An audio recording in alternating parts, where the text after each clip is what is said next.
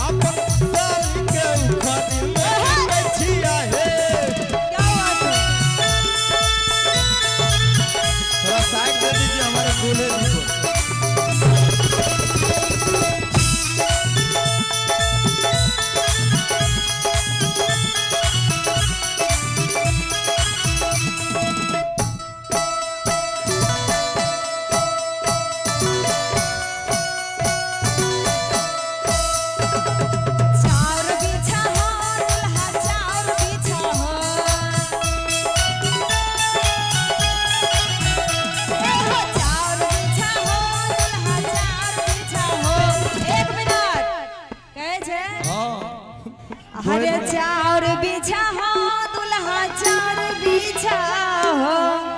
और हमारे दुल्हा श्री राम जी आके बैठ गए हैं और अब अच्छा से सुनाई पड़ेगा क्योंकि तब से दूर में थे ना। हाँ आप लगे तो बढ़िया से बिछबे थे। अच्छा सुनिएगा ना अच्छा से। आपका तो आज शादी हो रहा है, आपको खुशी रहना चाहिए। जरा हंस दीजिए तो मेरे लिए हंस दीजिए, मुस्कुरा दीजिए जरा। हमें क्या बात है, हमें दुल्हा जी की ने से बुझला। अच्छा कोई बात नहीं, हम भी दुल्हा जी तो हमारे जीजा जी न लगेंगे। हम लागबो ये नहीं भूला यार क्या ना। हाँ चार बिछा हो दुल्हा चार बिछा हो।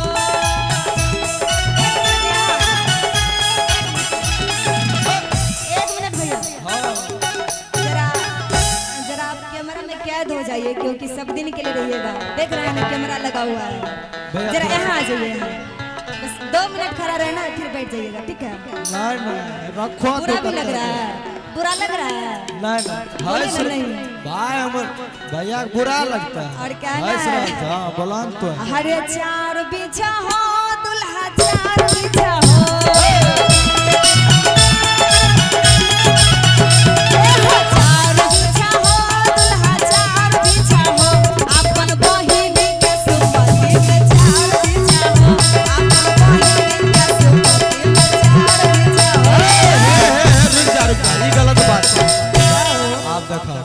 कहा आप अपनो बोलल जाए बोलिया सुना नहीं कहे छे नहीं कहल साली लगते छोड़ द।